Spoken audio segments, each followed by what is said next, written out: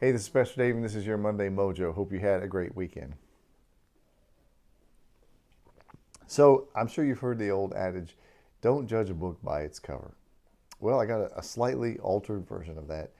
Don't judge a seat by how comfortable it looks. Let me tell you what happened.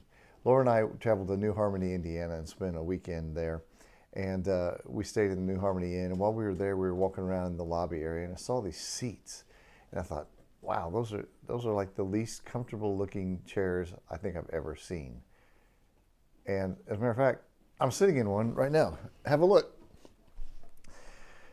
This is called a lambing chair, made out of poplar. It doesn't look real comfortable when you look at it. It's actually my 60th birthday present, because what happened is when I was in New Harmony, I went over and I said, yeah, I'm going to try one of these things out. So I sat down and I went, wow, this is really a very comfortable chair. It's all wood, but it's very, I sit in this chair nearly every morning, have a cup of coffee, and take in the morning and just kind of plan my day and think about what's going on. But it's a lambing chair, and Laura did some research, because Laura is awesome at research, and she found out the name of the gentleman, a guy named Ken, made these chairs for the New Harmony Inn. He made them all.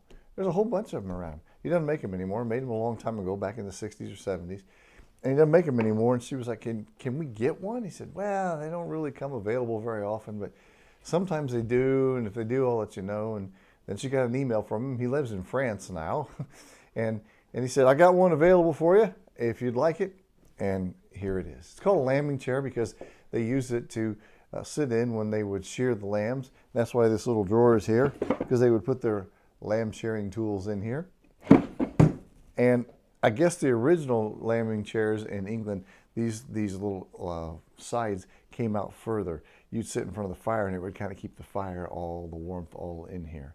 But it's an amazing chair. It doesn't look like it, but it's really comfortable. It got me thinking. You know, there's a lot of people who will shy away from the walk of faith with Christ, because they say things like, he's going to ask so much of me. It's going to demand that I give up this and give up that. It's not going to be comfortable. And so the shy away, I could have just walked past all those seats and said, I'm not going to sit in one of those things. There's no way that's comfortable.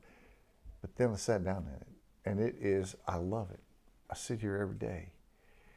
And I wonder if the old adage that Christianity hasn't been tried and found wanting, but it's been wanting and left untried. It looks like it's hard. It looks like it's uncomfortable. It looks like it costs us a lot.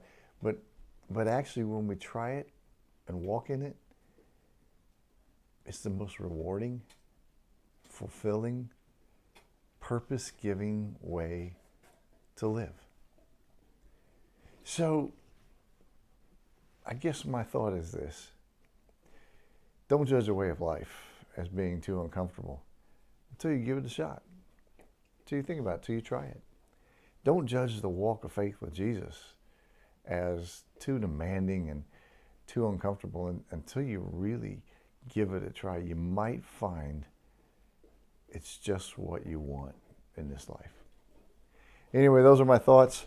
Thanks to Ann Fitz for saying, you know, there's a mojo in there, I think, about that chair and how comfortable it is. Have a great week.